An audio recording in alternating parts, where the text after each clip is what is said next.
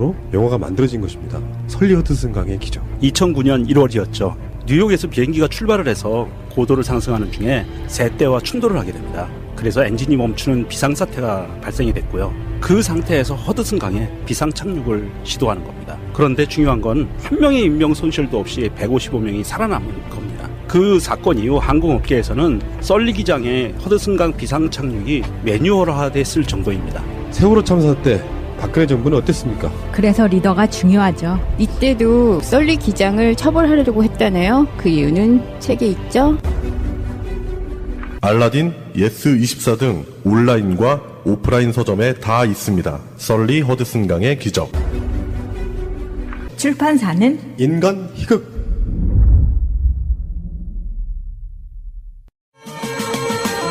트위터가 진짜 언론입니다.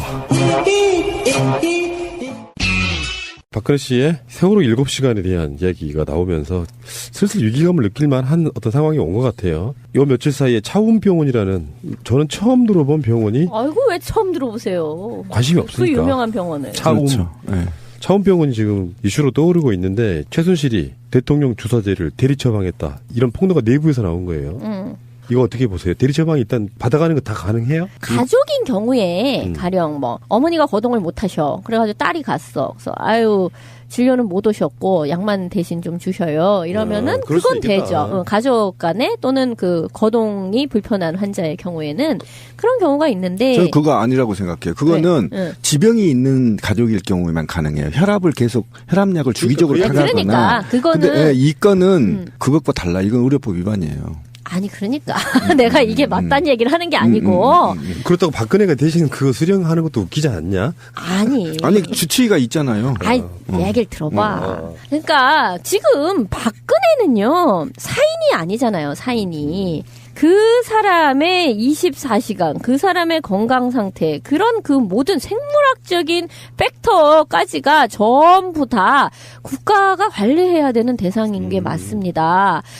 아니 그렇기 때문에 잠시라도 이 사람이 어디가 있는지를 모르는 때에 어떤 우리나라처럼 뭐 이런 안보상의 위기가 언제든지 촉발될 수 있는 나라에서 자, 뭐 군 통수 무슨 문제가 생겼다라고 할 때 이 사람이 지금 마취 상태에 있다라든가 이러면 안 되는 거잖아요. 그래서 이게 항상 문제가 되는 거죠. 그래서 이것은 대통령 주치의 제도라는 게 있어서 그 주치의에 의해 관리가 되는 것이고 그거는 이제 청와대 안에서 관리가 또 되어져야 되는 거죠. 근데 지금 놀라운 거는 이게 일반 사인이라 하더라도 이런 식의 대리 처방이라는 것은 그게 의료법 위반이에요. 일반 사인의 경우에도. 근데 그러니까 일반 사인의 경우에 대리 처방이 허용되는 것은 이제 제가 말씀드린 그런 거죠. 어머니가 그러니까 초진도 아니고 이제 재진인 경우에 어머니가 거동이 불편하셔서 딸이나 아들이 대신 왔습니다. 이거는 가능한데 그 외의 것은 일단은 의료법 위반이고 그리고 그거보다 더 그 중요한 문제가 국가 안보와 관련이 있다라는 건데. 그러면 가족이 안 된다, 가족이면 된다 그랬는데 우리 신의가요 조금 머리가 모자라고 거동하기가 불편해서 제가 대신 타러 왔는데 하면 되는 거 아니에요? 안 된다니까. 데리고 가야 된다. 그게 안 된다니까. 그게 안 되죠. 근데 놀라운 건 그런 거죠. 지금 이제 2개의 병원이 나왔어요. 지금 차움도 나왔고 하나는 강남에 있는 김모모 성형외과가 2개가 지금 나왔는데 거기가 이제 엄청난 특혜를 받았고 급성장을 했다. 그리고 이제 그것 때문에 경제 수석이 하나 날라갔다. 이런 등등이 있잖아요. 이 병원을 해외에 진출하게끔 해줘라라고 했는데 도저히 규모도 작고 전문성도 없어서 안 되는구만요. 했더니 그거를 되게끔 하라는 게 네 임무였어라고 하면서 날렸다는 거잖아요.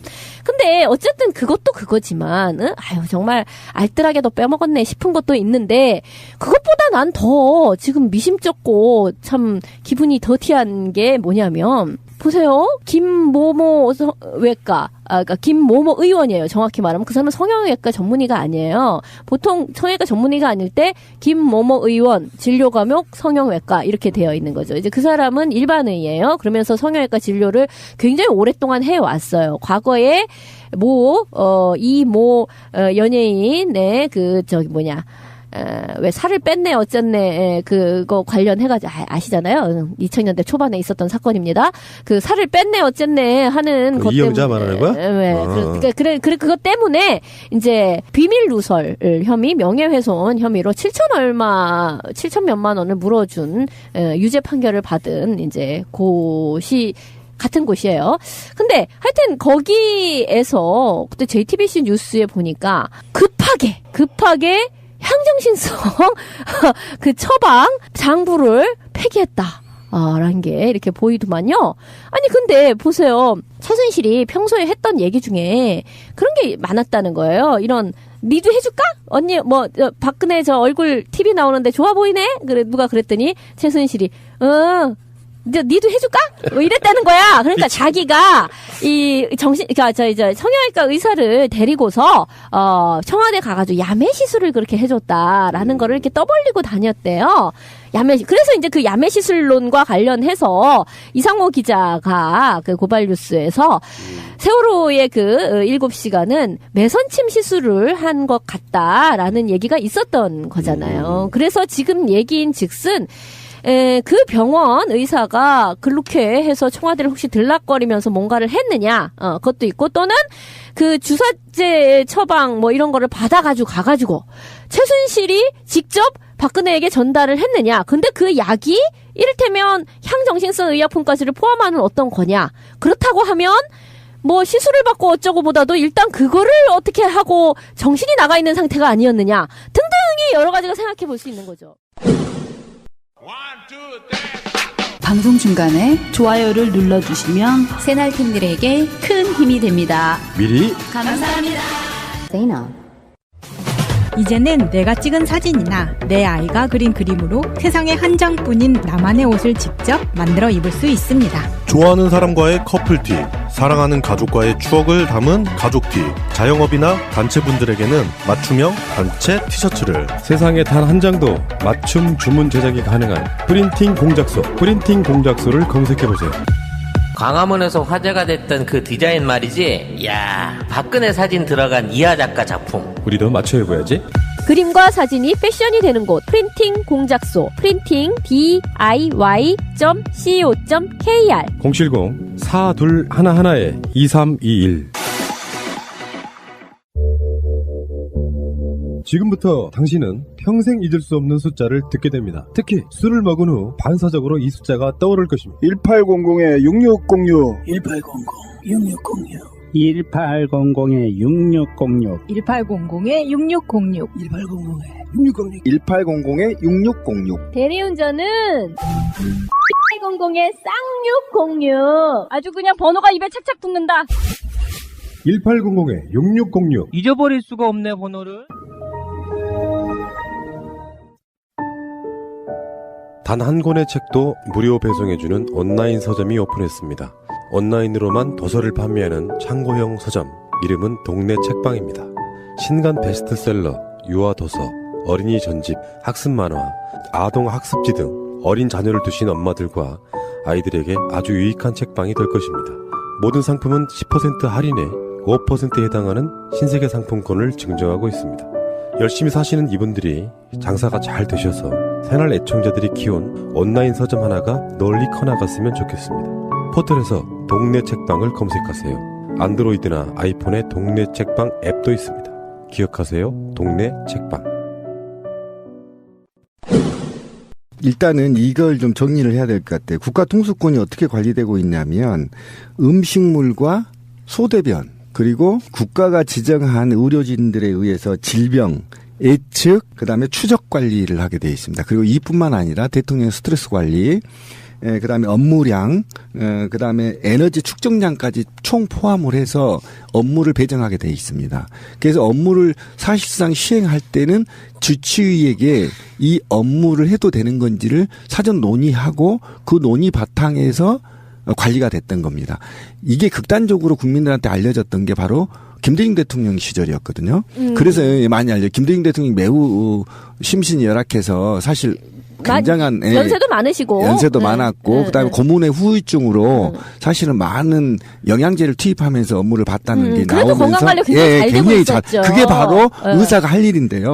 그 의사는 지금, 명의로 소문난 사람입니다. 그렇죠. 지금 그런데 박근혜 주변의 의사는요. 그 차움병원이 노화 방지 전문 병원이에요. 노화 방지 전문 병원입니다. 안티 에이징이라고요. 그래서 이분이 그러니까 이렇게 아까 제가 얘기했던 건강관리 팀들이 회에 순방을 하면 따라 붙어서 철저하게 맥도 잡고 혈압도 체크하고 건강관리하고 오줌도 분석해보고 이렇게 해서 관리를 해야 되는데 이 차움병원 원장이 수행까지 했다라는 겁니다.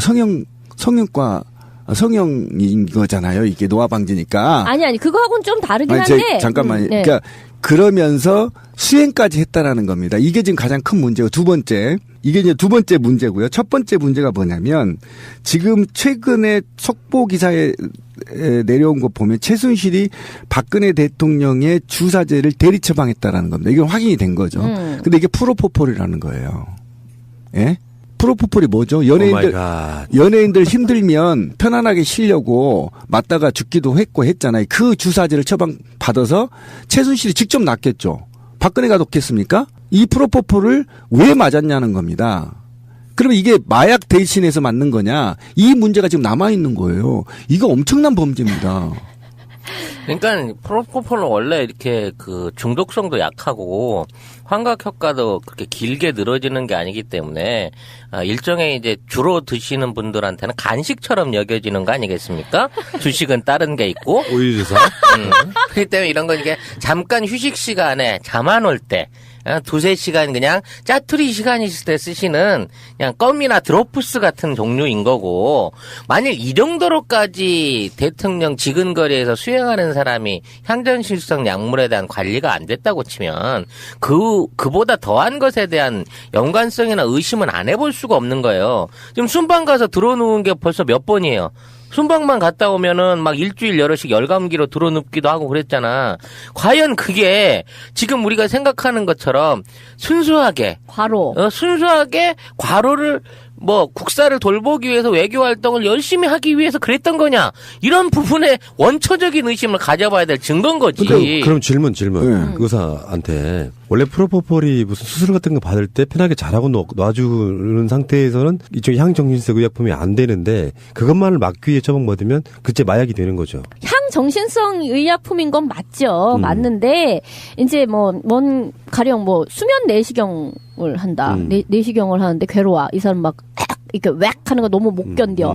그래서 수면 내시경용으로 쓴다라든가 할 적에는 그냥 쓰게 허용이 되어 있는 거고, 향정신성 의약품 어떤 이유로 어떻게 처방했다라는 걸 장부를 이렇게 보관하게 되어 있죠. 근데 그걸 지금 박박 찢었다는 거잖아요.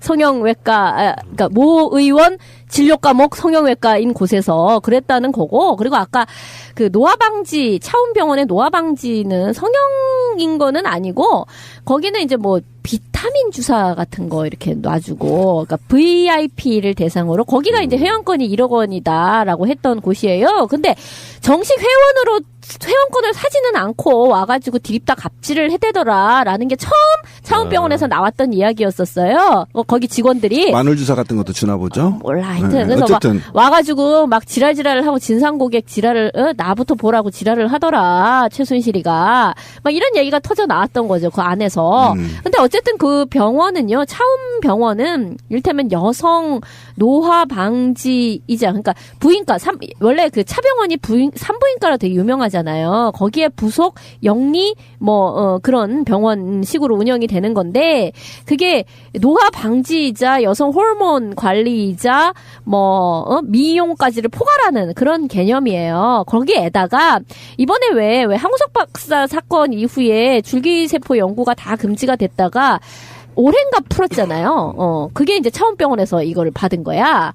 그러니까 이 줄기세포 같은 것도 이게 이제 노화 방지, 줄기세포를 이용해가지고 주름이 안 생기게 여기 진피가 재생되게 해준다든가 이런 식에 대한 연구 같은 게 이제 병행되는 거죠. 자, 그 다음에 이제 세 번째 큰 문제가 뭐냐면, 이게 향정신성 치료제라 하더라도 이런 검증되지 않는, 또는 이게 청와대의 입출입품에 기록되지 않는 프리패스자가 들고 들어갔다는 게 이게 세 번째 문제인 겁니다. 제 얘기는. 그러니까 뭐냐면 검색을 안 받았구만. 네, 전혀 안 받았다는 게 확인이 됐기 때문에 원래는 어떻게 하냐면 물건 하나도 다 기록을 하고 반출입을 하게 돼 있다고 하더라고요.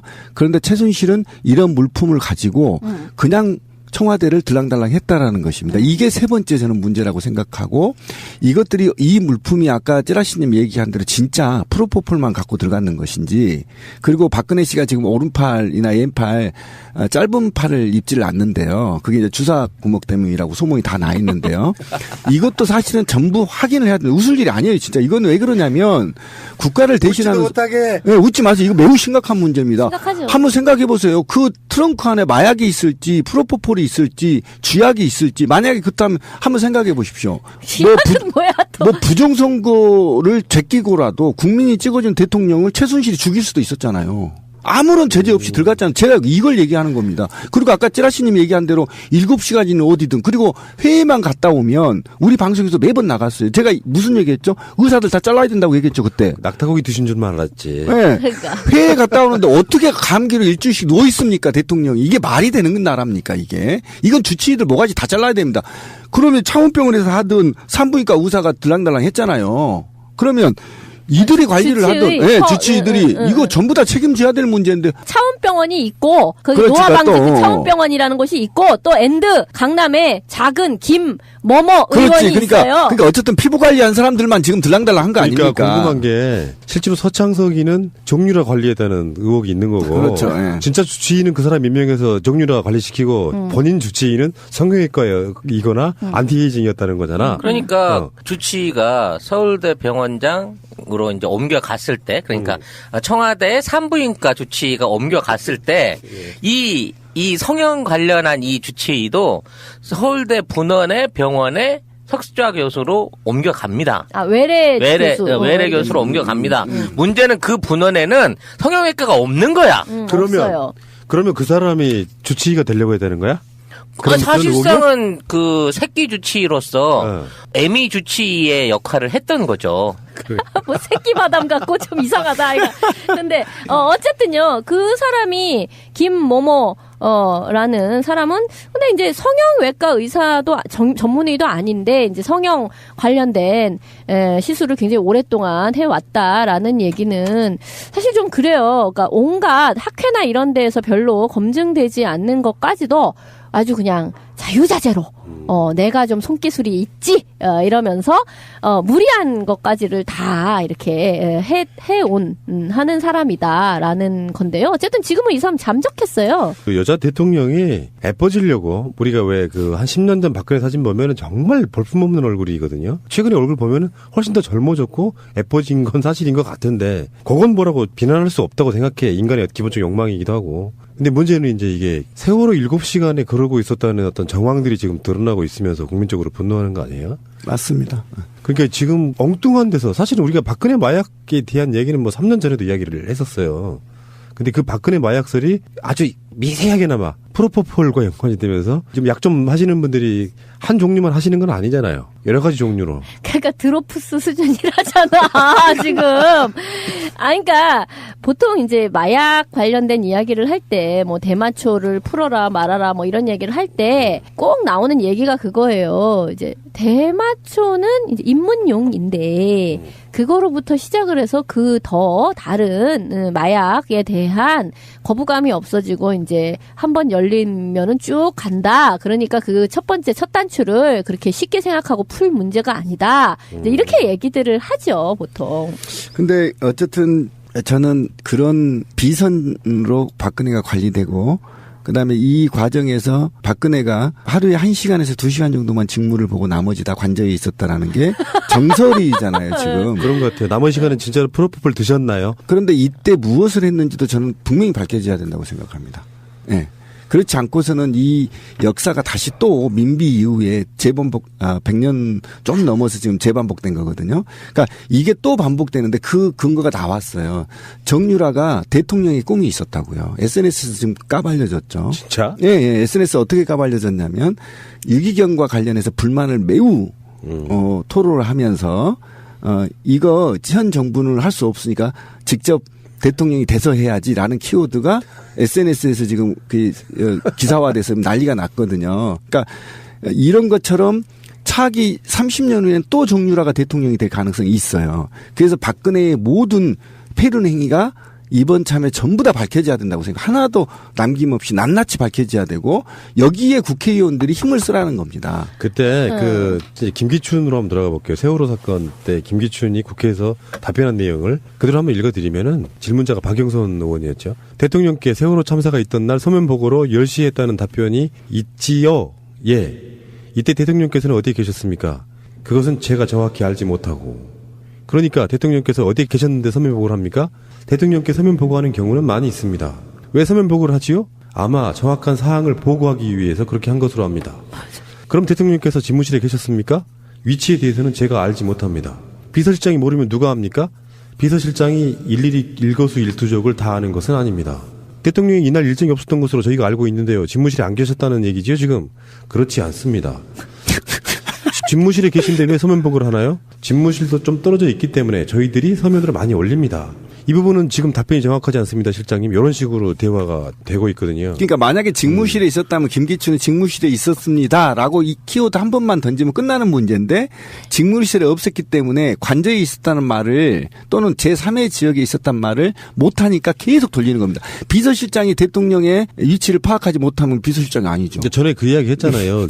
이게 이해를 돕기 위해서는 이게 필요해요. 그때 그 증언들이 있었어. 김기춘이 박근혜를 만나기 위해서 비서실장인데 문고리 3인방한테 부탁하는 거야. 글쎄, 복대하게 해줘. 그래가지고 일주일 전에 날 잡아주면은 여기저기 오늘 대통령 만나기로 했다? 이런 상황이었다는 거예요. 그러니까 모를 수밖에 없지. 그러니까 그런 것들을 진짜 제대로 조사를 해야 돼요. 이제 그러니까 박근혜를 만날 수 있었던 사람은 김기춘 같은 비서실장도 아니고 그리고 무슨 장관이나 이런 사람들은 듣보잡이니까 정말 절대 못 만났다잖아요. 독대다. 또 한 번도 못 봤대. 그러니까 못했다는 거고. 그러면 만날 수 있는 사람은 문고리 3인방하고 최순실밖에 없었다는 것인데 문고리 3인방도 최순실이 꽂았다는 거잖아요. 이제 바깥에 있을 때 그렇죠, 청와대 그렇죠. 들어오기 전에 그렇죠, 원래부터 알던 사람들을 문고리 3인방을 거의 지근에다가 꽂았고 그러니까 최순실은 이 사람들에게 아주 쉽게 하대하듯이 거의 뭐 이모님이라고 불렀다. 이런 거잖아요. 말하자면 무슨 돼지 엄마 뭐 이렇게 출입하듯이. 그러니까 최순실이 갱생시켜준 새놈이야. 그렇지. 맞아. 아니 근데 최순실은 갱생을 시키면 아주 화끈하게 시키나 봐요. 왜? 이 강남 성형외과 여기도 근데 남편이 성형외과를 하는데 그 부인이 이제 말하자면 최순실이랑 친한 거야. 그러니까 자기는 박 대통령은 본 적이 없고 그 자매는 자주 이렇게 해줬는데 이름을 최보정이라고 하고 왔기 때문에 처음엔 최순실인지 몰랐대. 근데 이제 이 여자하고 오빠가 화장품 회사를 해. 중소기업적 화장품 회사를 하는데 얘네가 중남미 4개국, 중국, 아프리카 3개국, 프랑스까지 순방할 때마다 다 따라가가지고 바이어들을 만나고 일 처리를 한 거예요. 그러니까 단순하게 거기서 이제 피부과 시술을 받은 건 의사지만 의사 부인이 이 남동생 화장품 사업을 같이 하면서 어마어마한 특혜를 누렸던 거야. 아니 중소기업체 애들이 어떻게 대통령 정연기를 같이 타고 따라다니면서 그 순방 가는 게 쉬운 일이냐고. 그러니까 아니 왜 과거에 대통령에게 무슨 세일즈 외교 이런 말을 했었잖아요. 그건 무슨 이를테면 삼성 휴대폰이나 현대 자동차 같은 거를 많이 수출을 하게끔 해주라 뭐 이런 거. 그래서 뭐 노무현 같은 사람도 가서 뭐 호주 그 철강이 현대 자동차가 돼가지고 고향으로 가고 싶어합니다. 그러니까 우리 현대 자동차 많이 사주라 뭐 이런 그게 이제 세일즈 외교잖아요. 근데 박근혜는 세일즈를 하긴 했어. 근데 자기 측근에 사람들이 화장품 가방 이런 거를 계속 들고 다니면서 세일즈를 한 거예요. 진짜 그래서, 연예인. 그러니까 그 김빙삼옴께서 하시는 얘기가 고영태가 한 게 빌로밀론가 뭔가 핸드백이었으니 망정이지 팬티 속옷이었으면 파는 물건이 속옷이었으면 정말 큰일 날 뻔했다. 정상회담 갈 때마다 팬티를 보여주고 다녔을 테니 정말 큰일 날 뻔했는데 그나마 다행이다. 이런 얘기를 하고 있잖아요. 아니 있는데 안 밝혀진 거지. 팬티 쪽은. 왜 그래. 자, 이제 여기에 이제 플러스 알파. 이 박근혜의 머리 스타일 있잖아. 이거를 10년째 강남의 청담동에 있는 한 미용사가 이걸 하고 있어요. 근데 이 사람이 최신술 단골 미용사인 거야. 그러니까 국무위원도 못 보는 이 대통령을 이 아줌마는 한 달에 한두 번씩 가갖고 늘 보는 거야. 심지어는 정상외교나 이런 거 할 때도 다 따라가. 10년째. 더욱 놀라운 건 이 사람이 이 대통령하고 같이 다니기 시작하면서부터 남편이 하는 그 세계적인 그 미용사 그 체인 법인 있잖아. 이게 확 늘어나서 사세가 확 피는 거지. 그러니까 순실이랑 안면만 딱 떠놓으면 어떻게 되든지 간에 아주 3대가 편안하게 먹고 살 만한 이 자본을 축적을 하는 거야. 이러니 사람이 안 미칠 수가 있겠냐고. 다 회수해야 돼요. 네. 회수해야 됩니다. 가까운 이야기가 국회에서 최태민 일가 최순실 집안의 재산을 몰수하기 위한 할 수 있는 그런 특별법을 만드는 거에 착수가 됐다 그러더라고요. 예. 그 사람들이 정말 용한 무당이었으면 이런 일은 안 벌어졌겠지. 종교를 이용한 사기단? 근데 그 종교라는 게 얘기가 좀 새는 것 같습니다만 프로포폴이네 무슨 이런 걸 생각해 보면은 제가 그런 얘기를 했어요. 그러니까 현진영의 충격 고백은 제가 놀라웠었거든. 집에서 히로뽕을 하고 식탁을 닦는데 그게 너무 재밌어가지고 밤새도록 닦았다고. 뽕 맞고 식탁을 닦으면 식탁 닦는 것도 그렇게 재미가 난다. 그러니까 지금 한간에 돌고 있는 이야기는 최태민이나 그러니까 저 인간 되게 또 제가 최신술 되네. 원래 이름 나왔더만 필러로 해. 이 발음 어려우니까.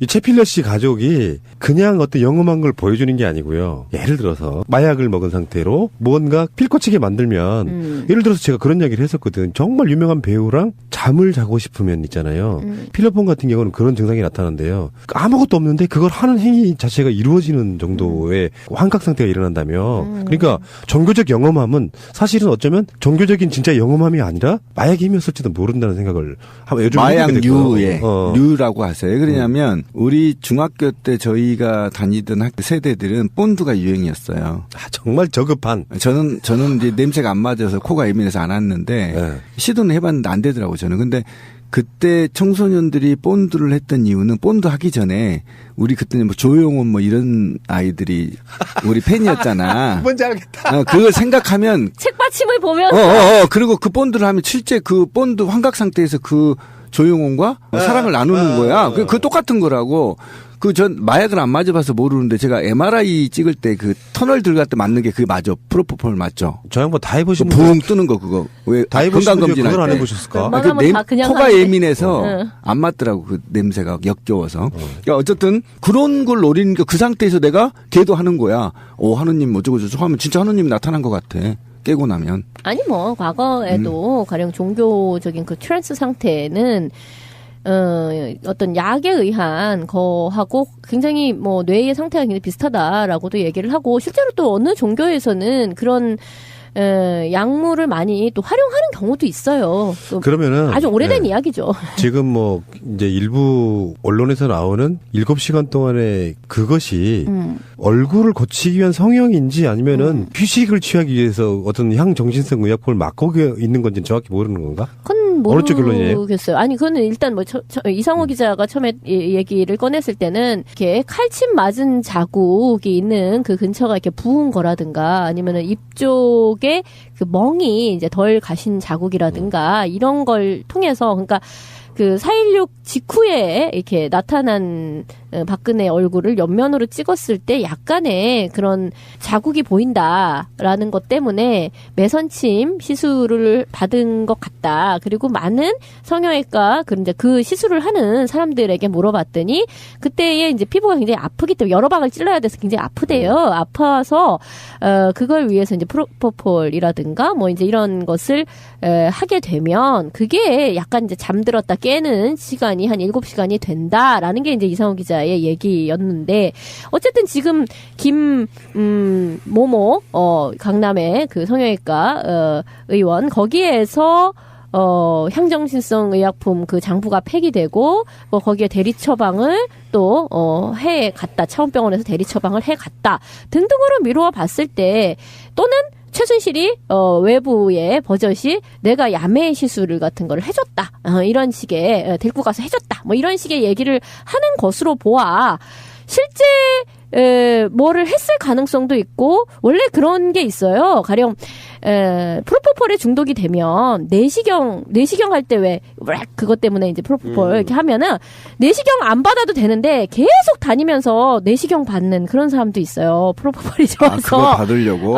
그런 사람처럼 실제 시술이 없이 그냥 그것만 한 것이냐 뭐 등등의 얘기는 있는데 아직 뭐 아직 모르는 밝혀봐야 거죠. 되는 거죠. 예. 아무튼 얼마나 감출 게 많으면 장부만 없앤 게 아니라 병원 자체를 문을 닫고 사람들이 다 잠적했어요. 잠적을 하겠어요.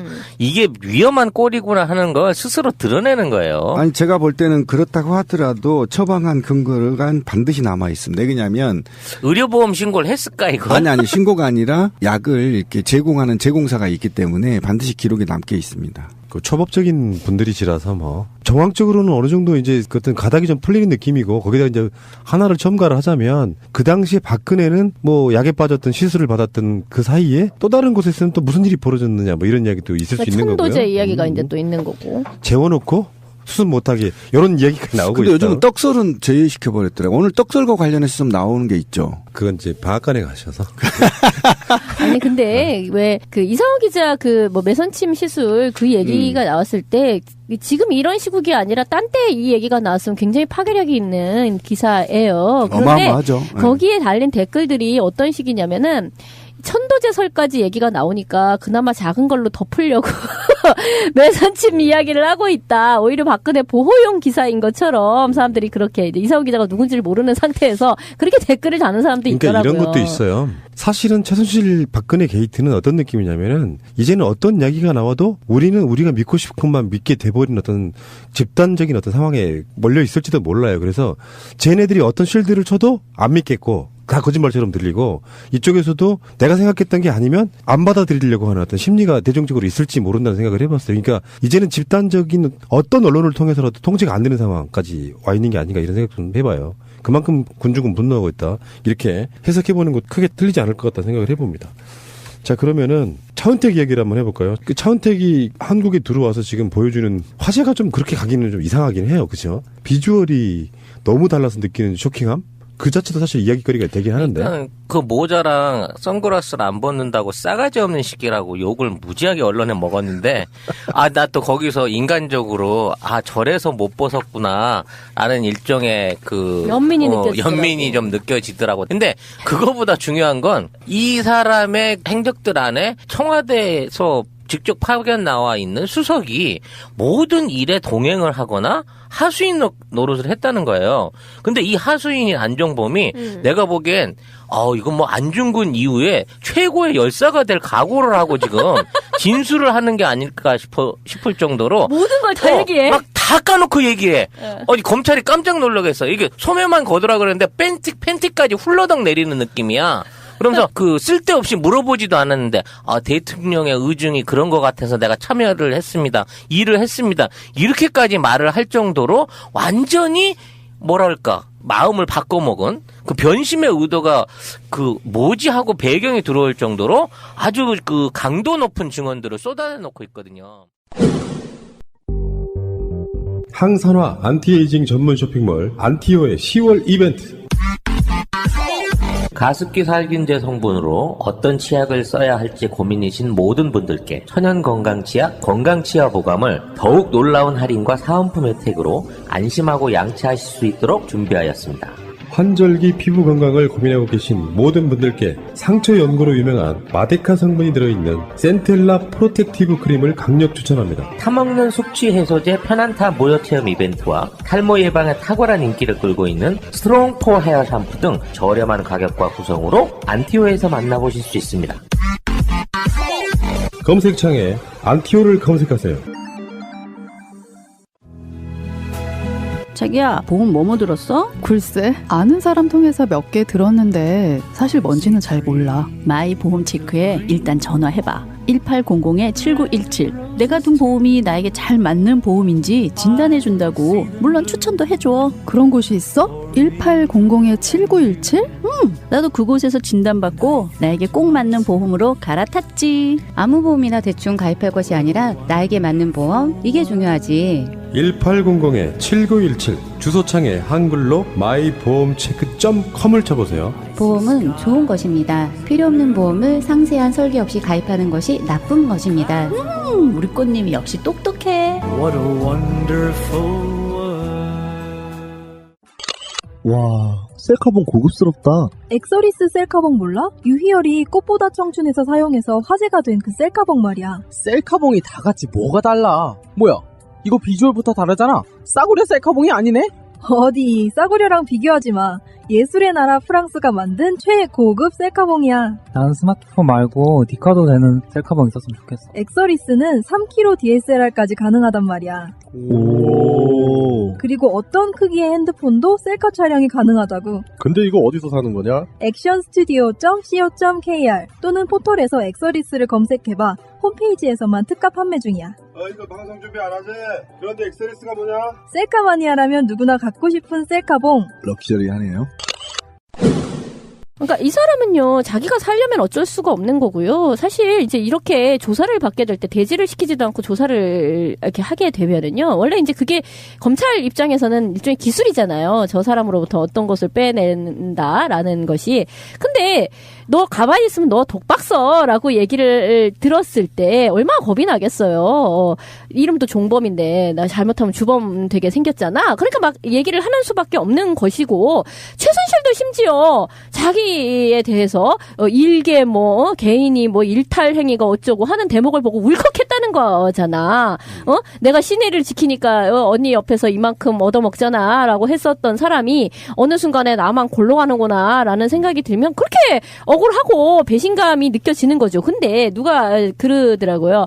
차은택이 이렇게 딱 들어올 때 막 얼굴을 울면 막 그 눈물에 글썽해가지고 공항에서 긴급 체포가 됐어요. 그러니까 최순실은 긴급 체포를 안 했고 이 사람은 긴급 체포를 했단 말이야. 거기서부터가 너는 개털이다라는 것이고, 무슨 뭘 씌워주고 마스크에 뭐 이렇게 최순실은 했는데 이 사람은 세상에 누구 우사를 그렇게까지 시키라고 훌러덩 머리까지 벗겨가지고 말이야. 아니 우리가 왜 그 사람이 대머리인 것까지를 알아야 되냐고. 심지어 막 그렇게 뭐 굉장히 뭐랄까 망신 주기의 기법으로 지금 들어갔잖아요.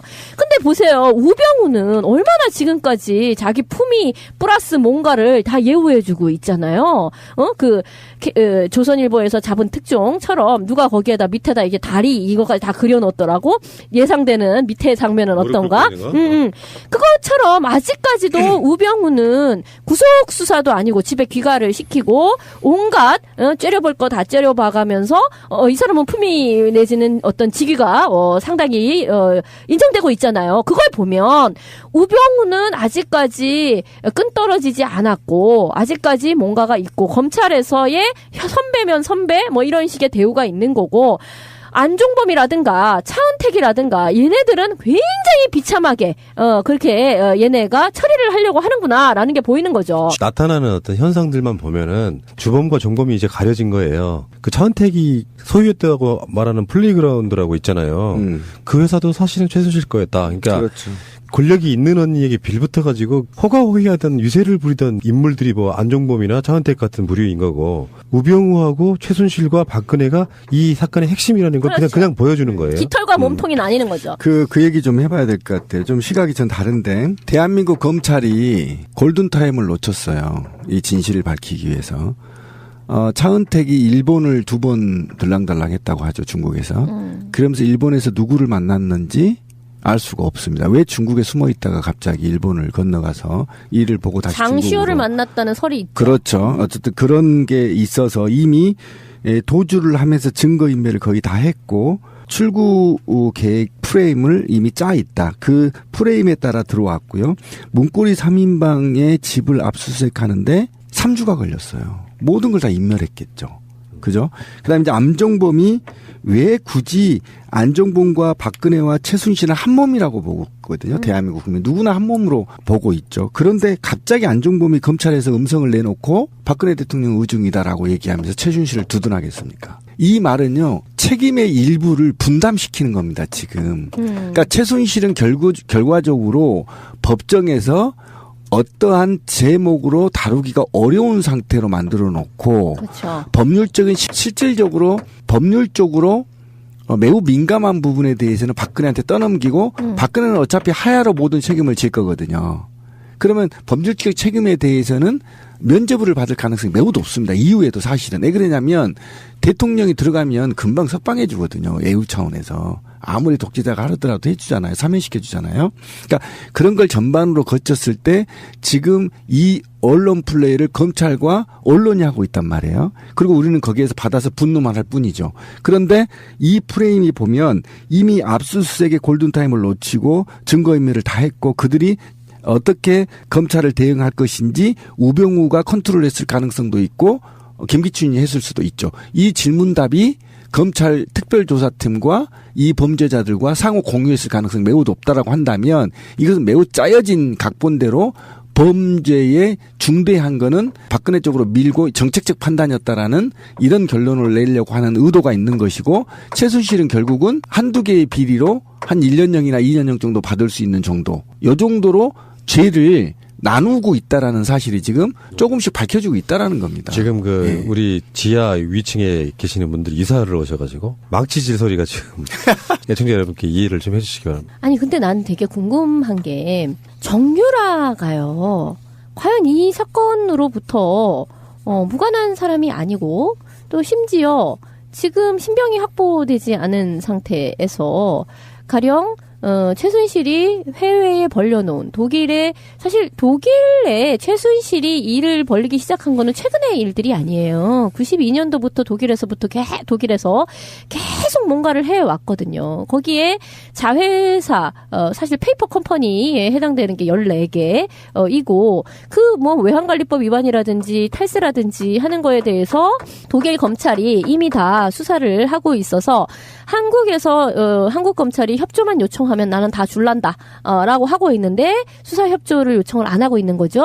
그러면 지금 독일에 있는지 지금 이태리에 있는지 벨기에에 있는지 알 수가 없는 정유라 같은 경우에 엄마의 위임장을 가지고서 얼마든지 난 딸이고 위임장도 있고 라고 한다면 얼마든지 그러니까 지금 최순실이 한국에 들어와서 30시간 동안 돈을 여러 군데 돌면서 빼고 다녔잖아요. 그와 같은 일을 유럽에서 대리 업무를 하고 있을 가능성이 굉장히 높아요. 그런데 그거를 지금 잡아들이지 않고 있는 거잖아요. 최순실과의 적당히 검찰은 지금 우병우가 아직도 꽉 잡고 있으니까 적당히 해서 돌려보내주겠어라는 것을 최순실이 믿게끔 해줘야 되잖아요. 최순실에게 너 그렇다고 싹 다 불거나 돌발된 여기 지금 시나리오에서 어긋나는 소리를 하면 안 돼. 그거 안 된다는 걸로 내가 우리 믿으라는 조건으로 정유라는 우리가 소환 안 하잖아. 거기까지는 내가 봐주고 있잖아. 이런 식으로 딜이 일어났을 가능성이 굉장히 높단 말이에요. 그러니까 정말 최순실로부터 뭔가를 얻어내려고 한다면 뭔가의 정보를 정확하게 진실을 얻고자 한다면 정유라를 빨리 데리고 와야 돼요. 정유라를 데리고 와서 같이 깜빵에 집어넣든지 같이 있어줘야 최순실이 훨씬 더 입을 여는 거에 그 안에서 진실이 쏟아져 나올 가능성이 굉장히 높죠. 근데 그걸 안 하고 있잖아요. 그러니까 저는 이게 딜이라고 보지 않는 거예요. 지금 최순실 특별수사본부가 최순실 산하에 있다고 보는 거예요. 저는. 그러니까 얘네들은 당연히 정유라를 지금 국민들은 데려와서 정유라에 얽혀있는 부패들을 밝혀주길 바라는데 지금 어떤 언론도 검찰도 특별수사팀도 정유라를 건들지 않는 이유는 이들이 한 몸이라는 증거라니까요. 다른 사람이 아니에요. 지금 우리가 검찰을 아직도 신뢰하나요? 이들은 그냥 보세요. 우병우가 나타나니까 벌떡 일어서잖아요. 벌떡 일어서서 우병우는 팔짱 끼고 이렇게 비스듬히 15도로 제끼고 수사관들을 째려보고 수사관들은 고개 숙이고 있고 이 모습이 조선에 찍혔잖아요. 검찰이 우병우 앞에서 오줌을 싸는데 어떻게 이게 한 몸이 아니라고 얘기할 수 있어요. 그냥 가서 가르쳐주고 우병우가 야 이거 수사 이렇게 하고 저렇게 해라. 그리고 내가 시나리오 짜왔어. 나한테는 이 죄명으로 하고 최순실 이 죄명으로 해서 기소하면 이렇게 다 짜져 있는 겁니다 지금. 아니 그러니까 이거는 정리를 하고 가야 돼. 우병우는 최순실 게이트로 들어간 게 아니에요. 그렇죠. 개인 비리로 들어간 차갓집 개인 비리 이런 걸로 들어가 있고 그래서 지금 현재도 더민주 국회의원들 검찰청 앞에서 지금 노송노송하는 그렇죠. 구속하라고. 그러니까 우리가 아까 그 정유라 이야기도 나왔지만요. 사실은 이상한 게 발견되지 않아요. 이 사건이라고 하면 이혼했지만 저는 정윤회도 슬슬 소환이나 이런 이야기가 나와줘야 되는데 전혀 안 나오고 있잖아. 그쵸. 그게 이해가 나는 안 된다는 거지.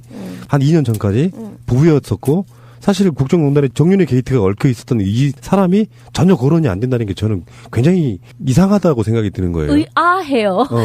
그러니까 최근에 이제 정윤회와 관련해서 이 문건이 최순실이 보기 전에 정윤회한테 들어간 게 아니냐라는 조홍천 의원의 발언이 있기 때문에 이제부터는 다음 수사 단계가 정윤회 쪽으로 갈 가능성이 매우 높습니다. 방향이 지금 틀고 있어요.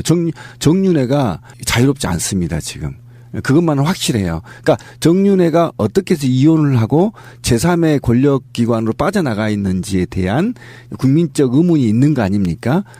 그리고 그 자리에 왜 최순실이가 껴 있는 것인지, 그 다음에 정윤회는 그 사이에서, 세 사람의 사이에서, 두 사람의 사이에서 어떤 역할을 했는 것인지, 조홍천 의원이 발표한 그 문서의 진위는 정윤회한테 갔던 그 문서는 과연 그럼 최순실한테 갔던 문건과 다른 것인지 이게 반드시 밝혀져야 될 사항이에요. 이제부터 나오기 시작하겠죠. 그런데 최근에 이제 우병우 구속에 관련해 갖고는 구속시켜라라고 하는 것 중에는 기업의 수사 기밀 같은 것을 최순실 쪽에다가 전달했다는 당서가 확보됐다는 거예요. 그렇죠. 사실은 그러니까 박근혜라고 하는 주체가 전혀 어떤 컨트롤할 수 없는 상태에 있어 갖고 최순실이 들어가 있는 상태라고 하면 아까 말씀드린 것처럼 이 게이트는 좀 정확히 말하면 최순실, 우병우, 박근혜 게이트라고 보는 게 맞는데 그 핵심 축의 하나인 박근혜는 지금 문신의 폭이 없잖아요. 뭘도 할 수 없는 상황이고 문신할 수도 없는 원래 그런 어떤 주체이고 그렇다면 우병우가 사실은 이 사건을 현직에서 물러났지만 그 컨트롤할 수밖에 없는 위치인 게 검찰 라인들이 전부 다 우병우한테 장악돼 있다는 애초에 우병우가 그런 방식으로 민정수석으로서 그 사정기관들을 다 그렇게 조율을 해왔던 거잖아요. 그렇죠. 원래 그 임무죠. 네. 네. 그 세팅돼 있는 사람들이 우병우를 조사하게 되니까 실제로 그 후배 검사들이 와가지고 그 휴식 시간이었다고 그러는데 그 실드는 어떻게 믿을 수는 없고 그 상황에서 우병우는 피식 웃으면서 이렇게 정말 수사하는 검사 같은 느낌이었고요. 그리고 검사들은 그 만평에 의하면은 예상하기는 딱 분위기가 무릎 꿇고 있는 것 같은 느낌. 근데 그 300m도 넘는 빌딩에서 망원으로 땡겨가지고 그 장면 잡는 정말 조선일보 기자는 대단합니다. 장비가 되나 장비가. 아니 예전에 뭐 노무현 대통령 시절에도 찍어서 올리고 그랬잖아요. 어쨌든 그 사진이 중요한 게 아니고 그만큼 특별수사팀이 우병우 앞에서는 오줌을 질질질 싸더라 그런 거고 지금 특별수사팀이 왜 그런 의혹을 받냐면요. 지금 공식적으로 국민 앞에 브리핑한 적이 없습니다. 제가 이거에 분노하는 겁니다. 지금 수사는 어느 선까지 왔고 어느 제목으로 누구를 조사하고 있고 향후 계획을 국민한테 브리핑하는 것이 맞습니다. 맞아요. 그런데 단 한 번도 있지 않고 오로지 조중동 기자들한테만 뜩 흘리고 나머지 기자들은 그걸 받아 쓰는 정도. 맞아요. 이런 개 같은 검찰을 누가 믿습니까? 그러니까 강력 사건이 네. 일어났을 때 가령 무슨 유괴나 살인 뭐 이런 범죄를 수사할 때도 당연히 보고를 하잖아요. 순간에는 보고를 하잖아요. 이렇게 국가적인 범인류적인 사건을 우주적이다. 네, 진짜 우주적인 사건을 한 번도 지금까지 3주 동안 국민한테 브리핑 안 한 거는 검찰은 정말 짱돌을 맞아도 그러니까 할 말 없습니다. 이 사건에 있어서 사실은 핵심은 전혀 안 나왔다고 봐요. 아직 시작도 안 했다고 그러니까 봐요. 예, 동의합니다. 우병우와 가장 연결점이 있는 건 뭐냐면 연설문을 훔쳐보고 뭐 이런 개념이 아니고 이건 엄청난 사건이죠. 국회의원 공천하거나 장관들 임명하거나 할 때 그 상황이 수사점으로 대두가 되면 최순실이 누구누구를 천거하고 그것을 검증하는 사람은 우병우라는 과정을 거칠 테니까 이게 사실은 더 폭발력이 더 있는 거라고 생각하거든요. 엄청난 그 얘기를 우리 방송에서 여러 번 제가 얘기했는데요. 민정수석실을 다시 한번 제가 중요한 차원에서 리바이브를 할게요. 대한민국의 241개 지자체의 총무과에 한 개 팀이 정보를 입수하는 팀이 있어요. 행정부서에. 이곳이 전부 민정수석실로 들어가요. 그다음에 전국의 241개 지자체의 경찰서가 있어요. 그 경찰서에 정보 보통 21명에서 29명까지 있거든요. 한 부서가. 이분들이 동에 한 명씩 배정되어 있어요. 정보관이. 이분들의 정보가 모두 다 민정수석실로 들어갑니다. 그다음에 국정원의 모든 정보가 민정수석실로 들어갑니다. 그다음에 감사원 정보가 민정수석실로 들어가요. 그다음에 지금 하나 플러스 국세청 정보가 민정수석실로 들어갔어요. 그러면 최순실이요.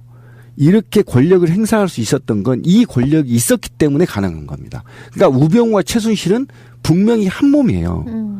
완벽하게 정보를 주고 얻고 공유했단 말이에요. 이거는 부인할 수가 없어요. 예를 들면요. 한진해운을 했을 때 그 한진해운의 온갖 비리와 정보들을 누가 갖고 있어요? 우병우가 갖고 있죠. 최순실이 어떻게 칩니까? 우병우한테 전화해서 알아보는 거죠. 어떤 애들이냐? 어디를 쳐야 돼? 답 나오는 겁니다. 무슨 헛소리예요. 이거는 우병우와 최순실은 긴밀한 관계였다니까요. 긴밀한 관계가 아니고는 될 수가 없는 게 뭐냐면 우병우 내정을 최순실이 한 거잖아요. 청구를 받아서 최순실이한테. 사실은 우병우가 컴플렉스 두성인 사람처럼 보이거든요. 왜요? 뭐냐면은 우병우는 워낙에 엘리트 코스를 달려왔는데 노무현 수사 이후에 그 자기들 그 급 중에서 유일하게 검사장 승진을 못해요. 그 승진을 못한 두 가지 이유가 있는데 하나는 노무현 수사의 주체이기도 해서 적장이 저렇게 죽어버린 것에 대해서 글을 검사장으로 올리면 공격을 받을까봐 검찰 수뇌부가 꺼렸다는 거야. 그게 첫 번째고 두 번째는 손에 피를 묻혔다 이거지. 두 번째는 성격이 정말 지랄을 맞대요. 그러니까 화합하지 못하고 워낙 독단적인 성격이어서 내부적으로 그렇게 좋아하는 사람이 없다는 거예요. 성질이 포악한 거지. 그렇구나. 그러니까 그런 스타일이다 보니까 우병우가 검사장 승진 못하고 이제 나오잖아요. 사실은 이명박 정부에 혁혁한 공을 세운 사람인데도 불구하고 승진을 못해. 억울하겠네. 그렇게 이제 야인 비슷하게 변호사 개업해서 하고 있는데 내가 보기에는 장모가 굉장한 사람인 거야. 우리 사위가 이렇게 지금 날개가 꺾였으니 정말 제일 잘 나가던 사람이잖아. 쉽게 표현하면 검찰총장까지도 바라봤을 거 아니에요. 그리고 충성을 다했구만. 그 라인이. 그러니까 이제 권력에 줄 대가지고 최순실하고 친해지고 그러면서 사실상 우병우 장모가 그 줄을 대서 이제 변호사로 그냥 별로 할 일이 없던 우병우를 최순실한테 대준 거고 최순실이 봤을 때 얘 성격을 보니까 정말 충성하게 생겼거든. 실제로 종편 물으려면 무는 애야 걔는. 그 종편 같은 데서는 그런 이야기 해요. 우병우 예전에 인터뷰에 보면은 내가 야인으로 이렇게 있을 때 나를 청와대로 불러준 박근혜에 대한 충성심이 대단했다라고 표현을 하거든요. 그러니까 그 박근혜가 누가 청구를 했냐면 최순실이 박근혜한테 우병우를 이름을 연결시켰다는 거예요. 그러니까 그거는 뭐 지금 좀 전에 했던 얘기니까. 네, 그러니까 이걸 분리시키면 안 된다는 게 제가 다시 각인시킨 거예요. 최순실이 우병우는 한 몸이라는 거죠. 네. 아니 맞아요. 그러니까 그런 스타일로 봤을 때 이자는 아직도 제가 봤으면 이 정권에서 적당하게 수사를 마무리해서 박근혜가 정권만 유지하고 있다면 자기가 다시 복원되지는 않을 거예요. 최순실 게이트 터지기 전에도 얘 끌어내려야 된다고 했던 이런 인물이기 때문에 그렇지만 최순실이 밖에 나가 있는 사이에 정권 내에서 박근혜 뒤에서 막구 조정 역할은 사실은 우병우가 할 가능성이 높다는 겁니다. 동의합니다. 사실은 김기춘은 그냥 큰 그림 그려주는 사람이고 디테일은 우병우다. 이런 상황이라고 그러면 우병우 구속이 진짜 먼저인 거예요. 지금 이 상황은. 그렇죠. 저도 그렇게 계속 얘기를 했고 이 설계를 우병우가 했을 가능성이 매우 높습니다.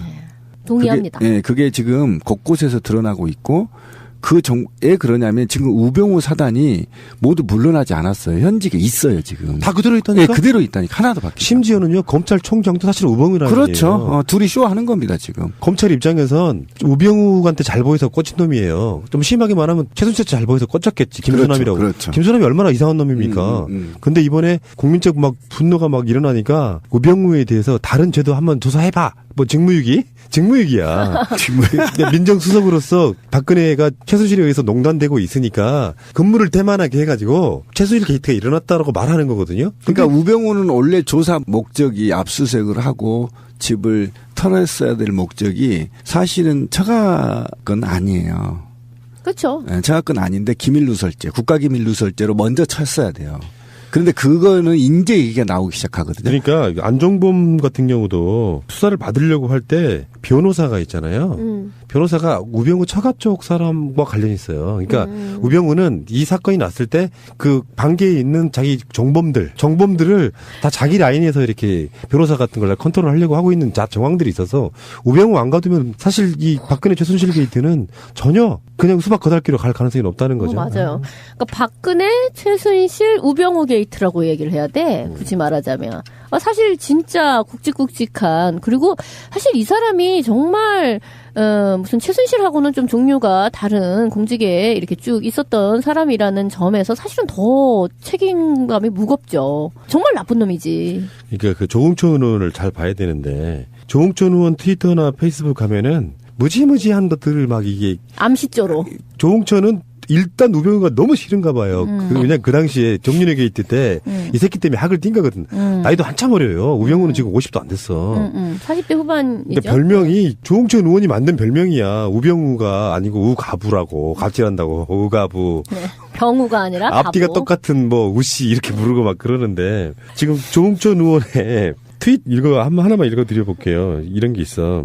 우가부 특별수사팀 공보관인 이현상 차장과 최순실 특별수사본부의 공보관인 노승권 1차장의 오늘 오후 법조기자 브리핑 내용을 보면 양쪽 수사팀은 검찰총장으로부터 황제 소환에 대해 질책을 받은 적도 없고 총장으로부터 직무유기를 수사라는 지시를 받은 적도 없는 것 같습니다. 이건 멍미 제가 좀 빈정되었다고 말을 바꾸지는 않았을 테고 검찰에도 레임덕이 온 건가요?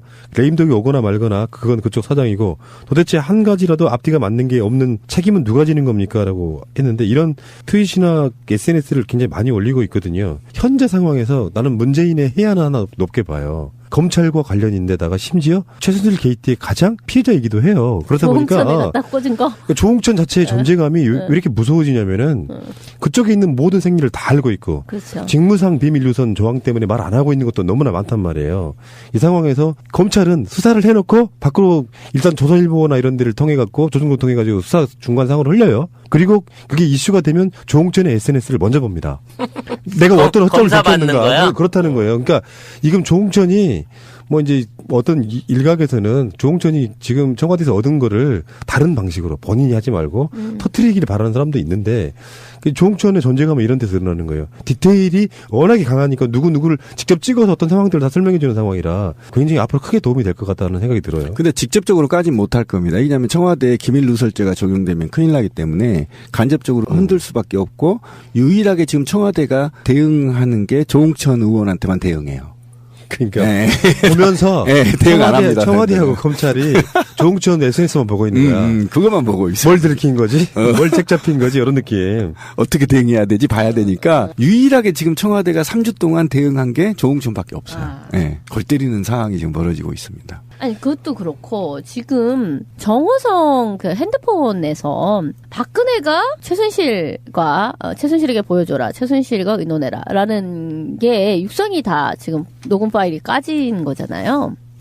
근데 전번에 푸른나무님이 그런 얘기를 하셨어요. 만약에 박근혜가 최순실이랑 알아서 하세요 이런 얘기가 나온다고 하면 오히려 국민 여론이 그냥 뭐 박근혜는 그렇게 나쁘다기보다는 그냥 다 저렇게 했구만 이렇게 이해하고 동정하는 쪽으로 가면 어떡하느냐 이런 얘기를 하셨는데 제가 이제 그게 뭔 소리냐 그 말이 나온다고 해도 그 말이야말로 정말 모든 것은 다 박근혜가 알고서 최순실에게 넘긴 거가 되기 때문에 이거는 당연히 박근혜의 책임을 면할 수 없는 일이 되는 것이다 이런 얘기를 했었는데 아니나 다를까 지금 그게 다 나오게 된 거죠.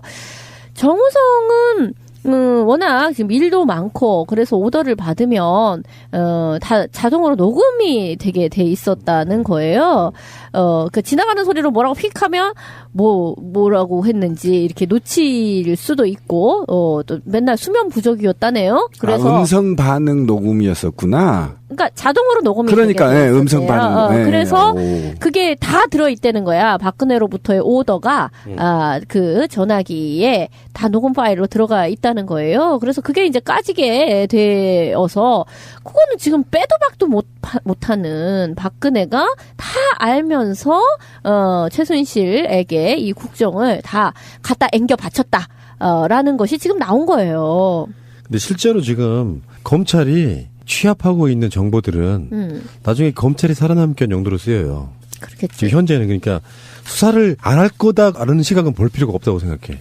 예를 들면 뭐 걔들이 잘 못 숨겼건 숨기지를 못했건 의도적으로 깎은 간에 통화 내역이나 녹취라도 이런 것들은 다 취합해서 갖고 있다가 정권이 어떤 향유를 어떻게 갔냐에 따라서 완전히 달라질 거라는 정말 기회주의적인 대표적인 사람들이 검찰에 있는 인간들이라고 보고 당장 우병우가 살아있는 것 같으니까 젊은 검사 새끼들 앉아가지고 나는 우병우가 어떤 면에서 보면은 그 검사들보다 나온 놈이라고 생각하는 게 우병우가 그랬다면 노무현 대통령 수사할 때 노무현 씨 당신은 뇌물죄로 수사를 받고 있는 사법고시 선배도 아니고 현직 전직 대통령도 아니고 이렇게 노골적으로 이야기했다잖아요. 무려 한 30년 차이 나는 후배거든요. 지금 젊은 검사들 우병우 50살도 아직 안 됐어요. 그 사람 앞에 그렇게 이런 거 있잖아. 사실 현직에 있는 자기 선배들보다 훨씬 무서운 사람 앞에 얼마나 개 같은 그 기회주의자 새끼들이냐 이런 거잖아요. 그러니까 아직 끈이 안 떨어졌다고 보는 거죠. 그런 기계를 보여서 최소한 어떤 검사한 놈 하나가 우병우 씨 당신은 우리 사법고시 선배도 아니고 민정수석도 아니고 이렇게 말할 수 있는 놈이 단 한 놈이 없기 때문에 그 자리가 그렇게 썩어버리는 거잖아요. 거기다가 눈 깔아 이 개새끼야. 우리 민중들한테 한 것처럼 우리 집회다 집시법으로 끌려가면 그렇거든요. 그러니까 그런 것처럼 눈 깔아 새끼야 어디 올려 그러놓고 수사를 할 놈이 없다라는 겁니다. 저는 그게 안타까운데. 조홍천 말이 그러잖아요. 자기도 그랬다고. 조홍천 씨 이렇게 됐는데 조금 이제 우병우가 끈이 떨어졌다 싶으면 바로 우병우 씨 이렇게 나올 것이다. 그것도 이제 자기 트위터에 올렸더라고요. 네. 자, 알겠습니다. 최순실, 박근혜, 우병우 이 핵심 3인방 3명이 한꺼번에 구속되는 그날까지. 정말 한 방에 방송하는 거 진짜 힘들다. 최순실도 사실 물리네요. 방송하는 사람 입장에서는. 벌써 물리면 어떡해. 대하 드라마 지금 한 앞에 4부작밖에 안 봤는데. 또 다른 어떤 년이 하나 나와주길 바래요. 그러니까 자꾸 그렇게 자극적인 거 원하는 거야 지금. 얘는 그러니까. 노벨상 줘야 되는 껌이에요. 씹어도 단물이 안 빠져.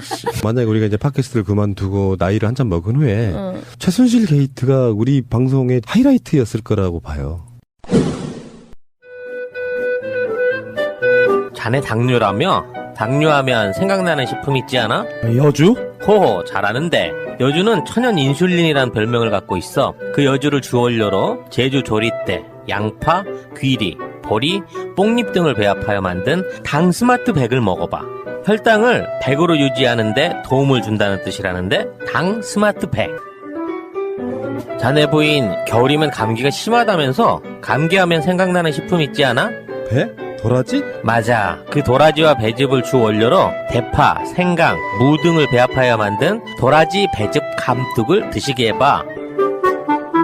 당 스마트백, 도라지 배즙 감뚝 출시 이벤트를 시작합니다. 모두 국내산 재료를 사용하여 만들었습니다. 건강을 위한 명인의 손길, 명인 힐링푸드를 검색하세요. 1588-6452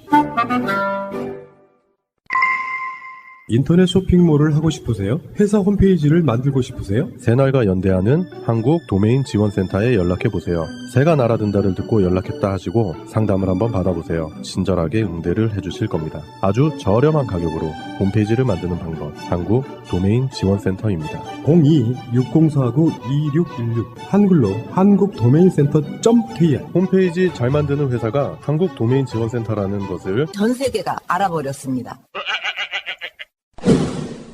닉네임 독특하시네요. 밥 먹음. 밥은 먹고 다니냐? 이런 얘기 가끔씩 하잖아요, 우리가. 네. 밥은 드셨답니다. 밥 먹음님. 안녕하세요, 새날 스텝 여러분. 새날을 매일 청취하고 있는 사람입니다. 많은 사연을 읽느라 고생이 많으실 텐데 운이 좋아 이 사연이 닿으면 전달하고 싶은 아이디어가 있어 사연을 보냅니다. 최근 국정농단 사건 이후 사건의 원인인 박근혜 대통령과 새누리당이 보이는 행태에 대해 매우 분노스러우며 서서히 새누리당 의원들이 안면몰수하며 자기들은 죄가 없는 것처럼 하는 작태를 보면서 정말 어이가 없습니다. 누가 새누리당 의원들을 일본 패망을 앞둔 친일파와 동일한 입장에 놓였다고 했는데요. 지금 전 국민의 지탄을 한몸에 받고 있는 새누리당 의원들은 매우 고민이 많을 거라 생각합니다. 특히 비박들을 잘만 흔들 수 있다면 여당에서 탄핵 이야기가 나올 수 있을 거라고 생각합니다. 하지만 새누리당이라는 언제든지 버릴 수 있는 이름 뒤에 숨어서 숨죽이고 있을 이들을 흔들기 위하여 전날 방송에서 언급하신 부역자 리스트를 만들면 좋겠다고 생각합니다. 예를 들어 친박 인명사전 같은 것이죠. 최근 뉴스타파나 다수의 언론에서 부역자를 색출하기 위하여 노력하고 있는데 동일한 취지인 것 같습니다. 제가 생각한 아이디어는 부역자 리스트를 노래 개사를 통해 쉽게 외울 수 있도록 하는 것입니다. 마치 어릴 때 동요를 개사하여 부르곤 했었는데 거기서 아이디어를 얻었습니다. 제가 작성하기에 알고 있는 정보와 창의력이 떨어져서요. 그래서 네티즌의 정보와 기발한 아이디어, 드립이 필요합니다. 노래 제목은 손실을 빚는 100마리 똥파리들입니다. 이 노래를 통해서 부역자들 목록을 만들어 이들의 정치 생명을 끝내거나 이들의 목을 졸라 대통령을 하야시키도록 했으면 좋겠다는 것입니다. 마치 국민이 만든 정치적 살생부죠. 방송 일부 시간에 부역자들을 선정하고 그들의 행태에 대하여 이야기한 후 노래 안에 그들의 이름과 행태를 재미있게 적는 것입니다. 예를 들어 지랄 발광 김진태, 밥 달라고 정진석, 4시 이정현과 같이 약간 격은 떨어지지만 재미있게 하면 많은 사람들이 많이 보고 퍼뜨리지 않을까요? 그리고 많은 사람들이 광장에 모여서 자기 이름을 욕하고 있으면 엄청난 압박을 느끼지 않을까요? 위의 문장은 원문이고 아래 문장은 개사된 가사를 작성한 것입니다. 1절만 예시로 만들어 보았습니다. 많은 분들이 참여하여 재미있게 만드는 것이 좋을 것 같습니다. 여기 보내주신 가사 개사된 것만 녹아봐 형태로 한번 불러볼게요. 손실을 빚는 100마리 똥파리들 한 줄씩만 해보십시오. 아름다운 이 땅의 금수강산에 대자마마 최태민 더 잡으시고 영원하빌 뜻으로 정권 잡으니 탐욕스런 정권을 똥파리 많아 꼭두각시 박근혜 실세체 순실 핵금수저 정유라 눈아치 맞아봐라 내시 이정현 밥 달라고 정진석 다시 해봐요. 이거 편집 안 하고 나가요. 웃겨서요. 눈아치 맞아봐라 내시 이정현 밥 달라고 정진석 이거 틀렸어. 멜로디 틀렸지? 음이 틀렸어요. 음이. 그다음 내 거도 해주세요. 무성킬러 윤상현 친박좌작 서청원 누나 찬양 태흠 지랄 발광 진태 연병이 창궐한다. 이렇게 괜찮은데요? 이런 식의 방식 계산은 굉장히 많이 있었죠. 기존에도. 근데 이렇게 애호해야 될까요? 다 아는 사람들인데. 예전에 도시 탈출에서 구봉숙 트리오가 한국을 망친 100명의 개새끼들이라고. 그 낙곰수가 결국 완성 못했던 게 그거 아니에요? 그 한미 FTA 맞아요. 통과시켰을 때 통과시킨 국회의원들을 다 이름 넣어서 노래 만든다고 했는데 맞다. 그렇게 어려우면 사람들이 안 읽어. 외우지도 않고. 그리고 지금 나오는 사람들은 꼭 노래를 외워야 돼 알아. 다 알고 있는데 과유불급. 아이디어는 좋았어요. 아이디어 좋았죠. 밥 달라고 정진석이 너무 웃겼어. 국어 정진석. 핵금수저 정유라. 밥 먹음님 마지막 닉네임처럼. 새누리당이 아니라 새누리당 각 의원의 먹을 조인다면 국민의 목소리를 듣지 않겠습니까? 많은 사람들이 슬퍼하고 있는데 약간 즐겁고 재미있게 저들에게 복수해주면 좋지 않을까 싶네요. 서동요가 되어 공주를 끌어내릴 수 있기를. 그건 맞는데 서동요처럼 부르려 그러면 진짜 4줄짜리 되게 단순한 동요여야 돼요. 귀에 쏙쏙 들어오게. 이건 다 못 내옵니다. 정말 좋은 아이디어 덕분에 즐거웠습니다. 새가 날아든다 팟빵 1, 2 채널